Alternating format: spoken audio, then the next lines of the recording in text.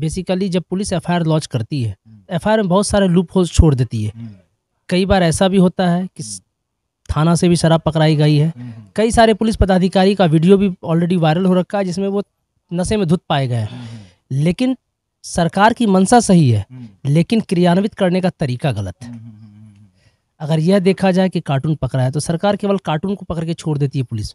अगर उस चेन को पकड़ा जाए तो इस कानून को अच्छे तरीके से लागू किया जा सकेगा। एक पीरियड होता है, जैसे पुलिस 90 दिन में चार्जशीट फाइल करना है, किसी केस पे 10 दिन 60 दिन में, तो एक स्पेसिफिक हमारे सीआरपीसी में प्रोविजन दिया हुआ है कि इतने दिनों के भीतर चार्जशीट फाइल करनी है। कई बार केसेज में पुलिस ही चार्जशीट नहीं फाइल करती तो डिफ़ॉल्ट बेल मिल जाता है। कई बार इस हिसाब से एफआईआर लिखा जाता है कि लूप होल्स बहुत सारे हो जाते हैं। कई बार जब्ती सूची गलत बन जाती है। जैसे अभी हमारे पास एक केस आया था जिसमें क्लियर था कि जब्ती सूची में दरोगा ने साइन ही नहीं किया, आईओ ने साइन ही नहीं किया था, तो जब्ती सूची डिफ़ॉल्ट ही हो गई, तो वहाँ पे हमें बिल मिल गई। ये जो लूप होल्स आप बोल रहे हैं, ये सबसे बड़ा फैक्टर है कि अपराधी छूट के चला आता है। किस किस तरह से इसमें किया जाता है पुलिस के द्वारा? पुलिस के द्वारा सबसे पहले धांधली ये की जाती, गड़बड़ी की जाती है। धांधली क्या कहें उसको, गड़बड़ी की जाती है, that is lack of knowledge. क्या है, एफआईआर का कॉलम में होता है एक घटना का दिन, समय, तारीख। कई बार पुलिस घटना का दिन और समय लिख तो देती है, तारीख सही लिखती है, लेकिन जब घटना का एक्सटेंड देती है, चेनिंग ऑफ टाइम, तो वो टाइमिंग गलत होता है। जैसे अभी कुछ केसेज आए हमारे पास, जैसे अभी आप रोसड़ा दंगा का, अभी रोसड़ा में जो हुआ घटना उसका देख लें, राम सेवक राम वाला, उसमें घटना देख लें पुलिस ने क्या गलती की। उसमें पुलिस घटना का समय लिखती है 10 बजे से लेकर शाम 4 बजे तक, लेकिन थाना को ही थाना में सूचना देने में शाम के 5 बजते हैं, 1 घंटा बाद। बस ऐसे ही कई सारे लूप होल होते हैं।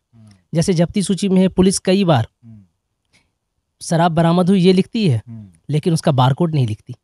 तो हम लोग ये कहते हैं कि भैया अगर बारकोड लिखा रहेगा, शराब बरामद होगी सर तब तो बारकोड लिखेगा, बरामद ही नहीं, पुलिस फंसा दी। That is a basic loophole. हाँ, ये सब चीज़ जो बता रहे हैं, ये सब चीज़ हम लोग नहीं समझते। हम लोग समझते हैं कि गया और छूट के कैसे आ गया। इसमें पुलिस सामान भी बरामद कर लेती है, अरेस्ट भी कर लेती है, लेकिन कहीं ना कहीं गड़बड़ी करके, चाहे पैसा लेके या जिस तरह से भी, या पैरवी पर वो जो एफआईआर लॉन्च करती है उसमें जो है सो लिखने में उल्टा सीधा कर देती है, जो कि कोर्ट में आकर के जो है सो कमज़ोर साबित होती है और वकील उसमें जो है सो बेल करवा लेते हैं। बिल्कुल। नमस्ते, मेरा नाम राजा है और आप देख रहे हैं रोसड़ा जंक्शन। अभी हम रोसड़ा कोर्ट परिसर में मौजूद हैं और हमारे साथ यहाँ के तेज तरार वकील अमृतानंद जी मौजूद हैं, जो रोसड़ा कोर्ट से लेकर सुप्रीम कोर्ट तक किसी भी तरह की केस की पैरवी करते हैं। अपने देश में हर एक चीज़ के लिए कानून बना हुआ। अगर विस्तार में सभी कानूनों की चर्चा शुरू करें तो महीनों सालों लग जाएंगे, इतने सारे कानून।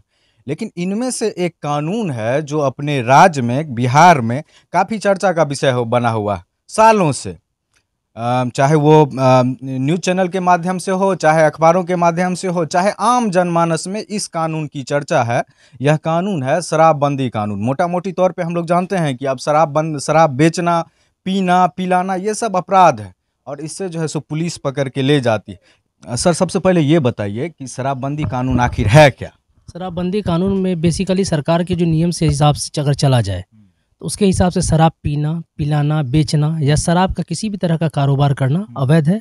यही मोटा मोटी शराबबंदी जो आम पब्लिक की नज़र में है। बट ऐसा नहीं है। ऐसा है ट्रांजैक्शन ऑफ वाइन, कहीं से आप ला रहे हैं, ले जा रहे हैं, अवैध बिक्री कर रहे हैं, या किसी और स्टेट का भी जा रहा हो तो उसका अगर आपके पास वर्क परमिट नहीं होता तो शराब, वहाँ पे शराबबंदी कानून लागू हो जाता है। तो जैसे हम लोग गांव में देखते हैं कि कोई बेचता है शराब, तो पुलिस छापेमारी करती है, उसके पास कार्टून या बोतल पकड़ाता है, फिर वो आता है, कोर्ट आता है, जेल जाता है, फिर घर पहुंच जाता है। इन सब के बीच में कोर्ट में क्या सब होता है? इन सब के बीच में बेसिकली जब पुलिस एफआईआर लॉन्च करती है, एफआईआर में बहुत सारे लूप होल्स छोड़ देती है। कई बार ऐसा भी होता है कि थाना से भी शराब पकड़ाई गई है। कई सारे पुलिस पदाधिकारी का वीडियो भी ऑलरेडी वायरल हो रखा है जिसमें वो नशे में धुत पाए गए हैं। लेकिन सरकार की मंशा सही है, लेकिन क्रियान्वित करने का तरीका गलत है। अगर यह देखा जाए कि कार्टून पकड़ा है तो सरकार केवल कार्टून को पकड़ के छोड़ देती है पुलिस। अगर उस चेन को पकड़ा जाए तो इस कानून को अच्छे तरीके से लागू किया जा सकेगा। आपकी नज़र में, आप इस कानून पर बहुत बहस करते हैं, तो आपको क्या लगता है कि ये कानून कारगर है? सरकार की नीयत अच्छी है, लेकिन क्रियान्वित करने का तरीका गलत है। जैसे मैंने पहले भी बोला, कानून बहुत कारगर है, लेकिन स्थानीय प्रशासन ही इसको नहीं चाहता कई बार। कि इसको क्रियान्वित किया जाए। अब कानून पे आते हैं, विस्तार से थोड़ा बताइएगा कि इस कानून में क्या क्या जिक्र है, बेचने वाले का, पिलाने वाले का, होलसेल करने वाले का, डिलीवरी करने वाले का, क्या क्या है इस कानून में, ताकि लोग जान सकें। सबसे पहले यह कानून अन्य कानूनों की तरह ही है, बस इसको एक स्पेसिफिकेशन कर दिया गया है। जैसे बिहार में बिजली चोरी का अलग एक्ट है, उसी तरह एक्साइज एक्ट का अलग कर दिया गया। सरकार के लिए बेटर है कि अगर इसको एनडीपीएस के साथ जोड़ दिया जाता है, एनडीपीएस स्टेट अमेंडमेंट करके इसको वाइन वहाँ जोड़ देता है, एक्साइज एक्ट की नौबत ही नहीं है। एनडीपीएस का narcotics act, narcotics drugs and rehabilitation act है, जिसमें गांजा वगैरह आता है। इसको उसी श्रेणी में, जब सरकार ने इसको अवैध श्रेणी में रखा तो बेसिकली उसको अवैध श्रेणी में किया जाए। जैसे गुजरात में, गुजरात में भी शराबबंदी कानून आज़ादी से समय से ही है, चूंकि वहाँ महात्मा गांधी जी का जन्म हुआ था।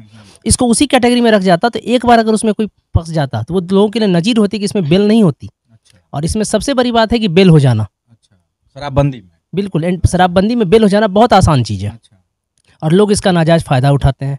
कई बार सरकार भी अगर टाइट होकर बैठ जाए, जैसे कोई अरेस्ट हुआ उसको एसपीडी ट्रायल करा दे, सरकार ज़्यादा नहीं बस 10 केस को एसपीडी ट्रायल करा दे किसी इलाके का, वो लोगों के लिए नजीर हो जाएगी। लेकिन सरकार की नीयत साफ नहीं है, इसीलिए पकड़ाता है और छूट जाता है। अच्छा, हमको एक चीज बताइए, कोई मान लीजिए 5 बोतल के साथ पकड़ाया एज ए कस्टमर, ठीक, और कोई ट्रक के साथ पकड़ाया, दोनों में कौन कौन सा धारा लगेगा? दोनों में 30A और 30C जाएगा, बी भी जाएगा, कई सारी धाराएं उसके अलावा भी लगेंगी। पहले कस्टमर वाला बताइए। कस्टमर हो या ट्रक हो, उससे कोई फर्क नहीं पड़ता, धारा दोनों में सेम है, बस क्वांटिटी का अंतर है। अच्छा, मतलब एक ट्रक पकड़ाएगा उसमें भी वही चीज, एक बोतल पकड़ा है तो भी वही चीज है। आप ट्रक का, हम बोतल की बात कर रहे हैं। तो भी वही जाएगा और इसमें भी वही जाएगा। 30A 30B। क्या है इस धारा में, क्या है? मिनिमम सजा 10 साल है, maximum up to life time जाएगी। बेलेबल है क्या? नॉन बेलेबल है। तो फिर बेल कैसे हो जाता है? एक पीरियड होता है, जैसे पुलिस 90 दिन में चार्जशीट फाइल करना है, किसी केस में 10 दिन 60 दिन में, तो एक स्पेसिफिक हमारे सीआरपीसी में प्रोविजन दिया हुआ है कि इतने दिनों के भीतर चार्जशीट फाइल करनी है। कई बार केसेज में पुलिस ही चार्जशीट नहीं फाइल करती तो डिफ़ॉल्ट बेल मिल जाता है। कई बार इस हिसाब से एफआईआर लिखा जाता है कि लूप होल्स बहुत सारे हो जाते हैं। कई बार जब्ती सूची गलत बन जाती है। जैसे अभी हमारे पास एक केस आया था जिसमें क्लियर था कि जब्ती सूची में दरोगा ने साइन ही नहीं किया, आईओ ने साइन ही नहीं किया था, तो जब्ती सूची डिफ़ॉल्ट ही हो गई, तो वहाँ पे हमें बेल मिल ये गई। जो लूप होल्स आप बोल रहे हैं, ये सबसे बड़ा फैक्टर है कि अपराधी छूट के चला आता है। किस किस तरह से इसमें किया जाता है पुलिस के द्वारा ध्यान? पुलिस के द्वारा सबसे पहले धांधली ये की जाती, गड़बड़ी की जाती है, धांधली क्या कहें उसको, गड़बड़ी की जाती है, that is lack of knowledge क्या है। एफआईआर का कॉलम में होता है एक, घटना का दिन, समय, तारीख। कई बार पुलिस घटना का दिन और समय लिख तो देती है, तारीख सही लिखती है, लेकिन जब घटना का एक्सटेंड देती है, चेनिंग ऑफ टाइम, तो वो टाइमिंग गलत होता है। जैसे अभी कुछ केसेज आए हमारे पास, जैसे अभी आप रोसड़ा दंगा का, अभी रोसड़ा में जो हुआ घटना उसका देख लें, राम सेवक रामबाला, उसमें घटना देख लें, पुलिस ने क्या गलती की।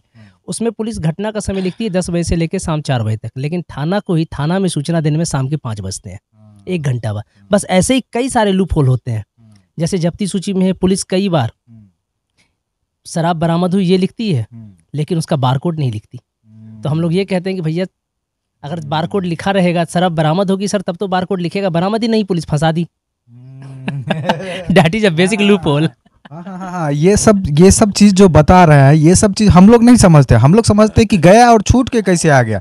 इसमें पुलिस सामान भी बरामद कर लेती है, अरेस्ट भी कर लेती है, लेकिन कहीं ना कहीं गड़बड़ी करके, चाहे पैसा लेके हो या जिस तरह से भी, या पैरवी पर वो जो एफआईआर लॉन्च करती है, उसमें जो है सो लिखने में उल्टा सीधा कर देती है, जो कि कोर्ट में आकर के जो है सो कमजोर साबित होती है, और वकील उसमें जो है सो बेल करवा लेते हैं। बिल्कुल बिल्कुल सही है, वकील बेल नहीं कराते। हम लोग का प्रोफेशन है कि लैकुना को ढूंढना। दूसरी चीज़ है, कानून का स्थापित सिद्धांत है कि निर्दोष फंसे नहीं, दोषी को सजा रुके नहीं। तो कई बार पुलिस की भी गलती होती है। जैसे कोई शराब सड़क के किनारे जा रहा है, अब कोई बोतल फेंकी हुई है, अब वो देखने के लिए उत्सुकता वक्त भी जाएगी बोतल है या क्या है, बस पुलिस पकड़ ली, तो भैया वो तो निर्दोष है, उसका क्या रूल है? That is 0। हम लोग इसी सिद्धांत पे मारते हैं, और कानून का, संविधान का सिद्धांत ही यही है कि जब तक कोई सजा ना हो वह निर्दोष माना जाता है। तो मान लीजिए इसका कोई होगा ना कि मान लीजिए कोई गड़बड़ी कर रहा है लिखने में, एफआईआर में, या वो पेपर तैयार करने में, तो कहीं ना कहीं से तो उस पर भी तो कानूनी कार्रवाई हो सकता है ना? बिल्कुल हो सकती है, लेकिन उसके लिए भी क्या कोई व्यक्ति खुद से गलती कर रहा हो तो क्या वो खुद को रिकमेंड करेगा कि हमारे ऊपर एक्शन लिया जाए, ये तो हायर अथॉरिटी को देखना आप है। लोग आप तो जज साहब तो समझते होंगे इस चीज को। जज साहब समझते हैं कानून का क्या काम है। कानून का काम है जो हमारे सामने डॉक्यूमेंट्स आते हैं, पेपर्स आते हैं, उनको देखना। यह काम पीपी का होता है, पब्लिक प्रोसिक्यूटर का, कि वो उसको डिफेंड करे, वो लिखे। कोर्ट का इसमें कोई रोल नहीं था। कोर्ट उन्हीं चीज़ों पर, तथ्यों पर देखती है जो उनको सामने में उनके सामने में रहते हैं। बस कोर्ट इन्वेस्टिगेट करने खुद तो नहीं जाएगा, इन्वेस्टिगेशन तो पुलिस करेगी। वकील ही बताएंगे इस पॉइंट को क्या? सरकारी वकील। सरकारी वकील वकील आप लोग नहीं बताएंगे। Why should be. ये बहुत बड़ी चीज बता दिए आज, जो हम लोग नहीं समझते हैं। कि हम लोग देखते हैं कि सामान भी पकड़ा गया, अपराधी भी पकड़ा गया, गाड़ी भी पकड़ा गया, फिर छूट कैसे गया भाई? तो वो कागज लिखने में होती है गड़बड़ी, जो ये लोग डीपली समझते हैं। थोड़ा सा बताए हैं, टोटल चीज नहीं बताएंगे क्योंकि इन लोगों का प्रोफेशन है। अच्छा सर, ये बताइए कि जैसे कोई 5 आदमी बैठ के पी रहा है, तो उन पे कौन सा धारा? धारा को छोड़ दें अभी, ठीक है। धारा तो जो पुलिस की इच्छा हो वो पुलिस लिखा देती है। बट ये देखना पड़ता है पुलिस को कई बार कि धारा जो हम लगाएं वो एप्रोप्रिएट लगाएं ताकि वो टूटे नहीं। ब्रेथ एनालाइजर की अगर बात करें इस केस के एविडेंस की, it is the duty of the police कि जब वो जिस ब्रेथ एनालाइजर से हमारा हॉस्पिटल में जांच करवा रही है उसको सीज करे, सील करे, so that we could not ask the question that the breath analyser was damage. Hindi में थोड़ा। पुलिस की यह ड्यूटी बनती है कि जिस ब्रेथ एनालाइजर से हमारे शराब की जांच की जाती है, कितना अल्कोहलिक है, उसको वो सीज करे, उसकी रिसिट संभाल के रखे, और रिसिट के साथ उसका एक कॉलम होता है जो उसकी टेस्टिंग के साथ दी जाती है, उसको वो रखे। लेकिन पुलिस ऐसा करती नहीं। इट्स सो सिंपली कि भैया जब हमारी जांच ही सर नहीं हुई तो मैनुअल गया और उठा के ले आया, तो उसमें क्या करे वो। पुलिस कई स्टेज पे, एक्चुअली अगर देखा जाए तो पुलिस को भी कई स्टेज पे भी ट्रेनिंग की ज़रूरत है। एक्ट बना दिया, प्रॉपर ट्रेनिंग है नहीं, बस शराबबंदी लागू कर दो। भैया कैसे कर दो ये तो बता दो। अच्छा मान लीजिए सही से सब चीज पुलिस दे दे, तो कोई बैठ के पी रहा है तो उसको कितना सजा होगा? मिनिमम 10 साल। बेल भी नहीं होगा? अगर पुलिस चाहे तो नहीं, सरकार चाहे तो नहीं। सरकार चाहे तो नहीं, लेकिन चाहने की बात नहीं है ना। सरकार चाहे, कई बार चाहते हुए भी इंसान गलती कर बैठते हैं। हम हो, आप हो, या पुलिस कोई भी हो, पुलिस वाले भी तो आदमी ही हैं। बट अगर सही से कोई केस कोर्ट के, पुलिस के लिए बेटर ये होगा कि अगर किसी केस में वो किसी को अरेस्ट करती है एक्साइज में, तो वो प्रॉपर उसको लग के विद इन स्टिपुलेटेड टाइम, साल भर 2 साल जो भी लगता है, उस ट्रायल को कंक्लूड करा दे। यह नहीं कि अभी पटना हाईकोर्ट का एक ऑब्जर्वेशन आया है किसी केस के ड्यूरेशन में, बिहार में अभी पटना हाईकोर्ट में सबसे ज़्यादा केस जो लंबित है बेल के, वो एक्साइज के हैं। क्योंकि सरकार ने इसको चालू करने के लिए पीछे जो स्पेसिफिक कंप्लायंस होती है वो की नहीं, बस एक झटके इसको लागू कर दिया। तैयारी पूरी नहीं। हाँ बिल्कुल, आधी अधूरी तैयारी क्या कहें उसको, तैयारी बिल्कुल जीरो पर कहें, और उसको लागू करवा दिया। कहाँ से होगी? डीपली अब समझ रहे होंगे कि शराबबंदी कानून प्रभावी क्यों नहीं हो पा रहा। अच्छा ये बेचने वाला हो गया, पीने वाला हो गया, अगर कोई बना रहा है अपने घर में शराब, तो फिर उसके साथ कौन कौन सा धारा? धाराओं की फिर वही बात है, धारा कई सारे होते हैं जो पुलिस के हिसाब से लगते हैं। शराब बनाना, बेचना, पीना, पिला। शराब बनाने वाले पर मतलब कितने साल की सजा होगी? अगर सही 10 साल। सब मिनिमम इस केस में 10 साल की प्रोविजन की सजा है, मैक्सिमम लाइफ टाइम है। यही चीज़ है। लेकिन शराब बनाने के भी कंडीशन है कि जब शराब बनती है तो पुलिस को वहीं पर उसका वीडियो बना के सीज करना पड़ेगा। पुलिस वीडियो नहीं बनाती तो हम बना कहाँ रहे थे। बाद में थाना से खेल वेल हो जाता है। बिल्कुल। अच्छा एक चीज और, हाँ एक चीज और बताइए, सब चीज में कहीं ना कहीं पुलिस ही जो है सो ढिलाई बरत रही है। एक बात हम बोल रहे, लेकिन अभी तो डीजीपी साहब 2-3 दिन पहले प्रेस कॉन्फ्रेंस किए समीक्षा के बाद, मुख्यमंत्री जी की समीक्षा के बाद, कि अगर किसी थाना क्षेत्र में शराब बिकता है तो उस दरोगा को जो है सो सस्पेंड कर दिया जाएगा। अगर उसकी संलिप्तता पाई जाती है माफियाओं से साठ-गांठ में, तो उसको उसकी सेवा ही समाप्त कर दी जाएगी। आपको लगता है कि इससे जो है सो असर पड़ेगा? ये मुंगेरी लाल के हसीन सपने हैं। सीधी सी बात है। अगर पुलिस को एक्चुअल में डीजीपी महोदय इतने ही कंसस हैं तो जानकारी के लिए बता दें कि ये सीएम साहब की 1101वीं शराबबंदी कानून पे मीटिंग थी। 1101 डीजीपी साहब की 653वीं थी प्रेस मीटिंग इस पर्पस पे। दूसरी चीज़ है, अगर पुलिस को इतना ही कंसर्न है डीजीपी साहब, तो कुछ ना करें, वो कंसर्न चौकीदार का मोबाइल सर्विलांस पे लगा देना, सारी चीज़ें क्लियर हो जाएंगी। मतलब आपको काहे लगता है जब सारा सरकार चाहती भी नहीं है कि ठीक से बंद हो, अब बंद भी की हुई है, कहीं ना कहीं माहौल तो खराब हो रहा है, लोग मर गए जहरीला शराब पी करके, फिर क्या कारण है कि सरकार इस पे अड़ी हुई है कि रखेंगे भी हटाएंगे भी? सरकार को मैंने पहले भी कहा, सरकार की नीयत सही है, क्रियान्वित करने का तरीका और लोग गलत है। अगर कुछ लोग ईमानदारी से काम करना भी चाहते हैं तो उनके रास्ते में इतनी रुकावटें खरीद की जाती हैं कि काम करना मुश्किल हो जाए। तो मतलब लगता है कि जिस तरह से चल रहा है लोग को अभी भी झेलना ही पड़ेगा, क्योंकि जो लोग नहीं पीते हैं अच्छे लोग हैं, गांव में जो है सो शराब माफिया होते हैं, अवैध पैसा कमाते हैं, मोटा रकम हो जाता है, वो लोग गुंडा तत्व होते हैं, पुलिस उससे पैसा लेती है, वो लोग मनमर्जी करते हैं, गाली बकते हैं, हंगामा करते हैं। तो जो लोग झेल रहे हैं इस चीज़ को, उसको लगता है अभी और लंबा झेलना पड़ेगा इस चीज़। देखिए, पुलिस पैसा लेती या नहीं लेती ये तो मैं नहीं कह सकता, नहीं, आप- लेकिन ये चीज़ें राजनीति की हैं, मैं इनमें नहीं पढ़ना चाहता। हमारा काम कोर्ट का है, मैटर जो आएगा उसके हिसाब से डील होगा। ये राजनीतिक माहौल में मैं कुछ नहीं कहना चाहूँगा। तो एक चीज़ सिर्फ हमको बता दीजिए, मान लीजिए मेरे बगल में कोई जो है सो शराब बेच रहा है, हम बाय नेम जो है सो कंप्लेन किए, अब पुलिस उसका जो है सो पुलिस आई, छापेमारी की, बरामद कर ली, उसका पेपर तैयार हुआ एफआईआर का, हम किन किन पॉइंट को ध्यान रखेंगे कि ये चीज़ रहना चाहिए ताकि मेरा केस स्ट्रांग हो केस में? सबसे पहले आपको ये देखना पड़ेगा कि अगर आप पर्सनली किसी केस में इन्वॉल्व हुए तो you are doing a very good thing, आप एक जिम्मेदार और सम्मानित नागरिक हैं। दूसरी चीज़, अगर आपको एफआईआर देखनी है तो एफआईआर में सबसे पहले यह देखिए आप जब्ती सूची। एफआईआर तो लिखा गया कि ये शराब बना रहा है या पीते हुए पकड़ा गया। सीजर लिस्ट प्रॉपर कंप्लायंस हो और सीजर लिस्ट के जो भी चीज़ें पाई जाती है उसको सील करे। जो मैंने पहले भी कहा, पुलिस जो लूप होल करती है, इन 99% केसेज पुलिस सील नहीं करती, बस उठाई और दे दी, जबकि नियम है कि लाल कपड़े में या उजले कपड़े में बांध के उसको सील करना है और तब उसको कोर्ट में प्रोड्यूस करना है 2 गवाहों के इंडिपेंडेंट विटनेस के साथ। लेकिन चूंकि पुलिस को उस हिसाब से वहाँ मिलता नहीं है ज़्यादा, मजबूरन साइन आईओ से करवाना पड़ता है या जो लोकल पुलिस स्टाफ होते हैं उनसे साइन कराना पड़ता है, तो केस तोड़ना हमारे लिए ईजी होता है कि सर हायर अथॉरिटी कहेगी तो कोई भी गवाह बनने को तैयार हो जाएगा। बस मतलब जहाँ पे शराब पकड़ाया वहाँ पे लाल कपड़ा में वो सील होगा और 2 गवाह वही लाल या उजला जो भी उजला कपड़ा में सील होगा, हाँ सील होगा, और वहाँ से 2 गवाह रहेंगे तब और वो मजिस्ट्रेट के सामने प्रोड्यूस होगा at the time of arrest. तब केस करा होगा। हाँ, और क्या क्या देखना है पेपर? अब इतनी चीजें हैं काफी है, इतना चीज में बेल नहीं होगा, आसानी से नहीं होगी, आसानी से नहीं नहीं होगी। होगा। लगभग चीज अमृत दूसरी चीज है, उसमें एक चीज और कर दिया जाए, अगर सरकार शराबबंदी को नियम से चालू करना चाहती है, एक प्रोविजन डाल ले कि हर हाल में आईओ 3 से 6 महीने के भीतर चार्जशीट फाइल करे और पीपी इसमें कंसस होकर मैक्सिमम 1 साल के भीतर ट्रायल कंक्लूड करे। सरकार एक टाइम बॉन्ड कर दे कि इसके हिसाब से हमको केस चलाना है, दैट वुड बी बेटर। देखिए कि फिर बिहार में शराबबंदी कितनी तेजी से लागू होती है। कुल मिला के इनका ये कहना है कि सरकार की मंशा अच्छी है, कानून अच्छी है, लेकिन क्रियान्वयन सही से नहीं हो रहा है। अगर अच्छे से क्रियान्वयन हो तो इस पे निश्चित रूप से लगाम लग जाएगी। अच्छा, एक अंतिम सवाल है, इस शराबबंदी से अलग है, ये मधुबनी जिला में झंझारपुर में शायद जब मधुबनी जिला में झंझारपुर में थाना अध्यक्ष जा करके एडीजी प्रथम को धमकाते हैं, मारते हैं, बंदूक तानते हैं, इस घटना को आप किस रूप में देखते हैं?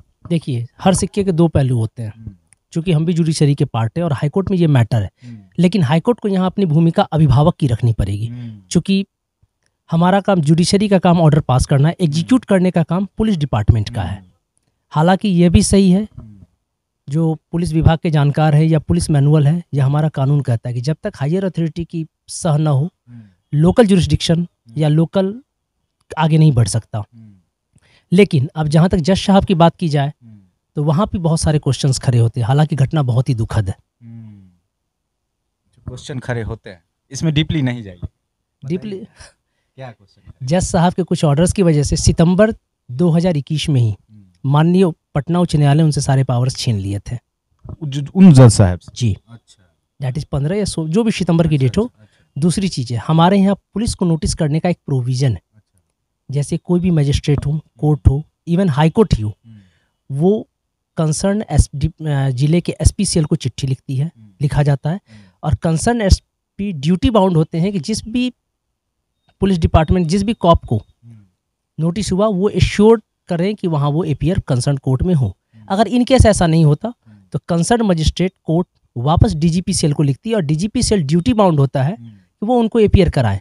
तो पहला क्वेश्चन ये खड़ा होता है कि who give the power to the magistrate, जो उन्होंने उसको डायरेक्ट फ़ोन किया, दैट इज ऑल्सो रॉन्ग। दूसरा ये खड़ा होता है कि अगर कंसर्न पुलिस वालों को, कॉप्स को अगर दिक्कत थी तो वो कंसर्न एसपी को कहते, वो डायरेक्ट क्यों आ गए। तीसरी चीज़ है, जज साहब ने चूंकि पहले भी एसपी साहब को नोटिस कर रखा था जिसमें एसपी साहब अपीयर नहीं हुए थे, तो ऐसी परिस्थिति में यह भी माना जा सकता है कि एसपी साहब के उकसावे पे यह काम हुआ होगा। बट ये जांच का मुद्दा है, माननीय उच्च न्यायालय के समक्ष लंबित है और माननीय उच्च न्यायालय अभिभावक की मुद्रा में है, इसीलिए इस पर कुछ भी अतिरिक्त कहना गलत होगा। अच्छा, रोसड़ा के संदर्भ में कहा जाए तो आपको लगता है कि यहाँ इस तरह की घटना हो सकती है? मे भी देखिए, किसी का आदमी का दिमाग कब फिर जाए कहना मुश्किल होती है। जहाँ तक घटना की बात है तो हम नहीं चाहेंगे जो हो वो बिहार इतिहास में काला इतिहास रहा है, 25 साल के बाद दोहराया गया भागलपुर कांड के बाद, वैसा दोबारा हो। तो काफी बेबाकी से हर एक चीज पे अपना पक्ष रखे हैं, इतनी ही बेबाकी से ये कोर्ट में भी बहस करते हैं। बहुत तेज तर्रार वकील है, अमृतानंद जी नाम है और इनका रोसड़ा कोर्ट में ही चैम्बर है। इनका मोबाइल नंबर है, सर अपना मोबाइल नंबर बताएं। 9582178192। इनका मोबाइल नंबर है 9582178192। किसी भी तरह का प्रॉब्लम हो, कानूनन सलाह लेना हो तो इनसे आप संपर्क कर सकते हैं। विधिवत ये जो है सो हर एक चीज़ करते हैं और बहुत तेज तर्रार वकील है। बहुत बहुत धन्यवाद सर।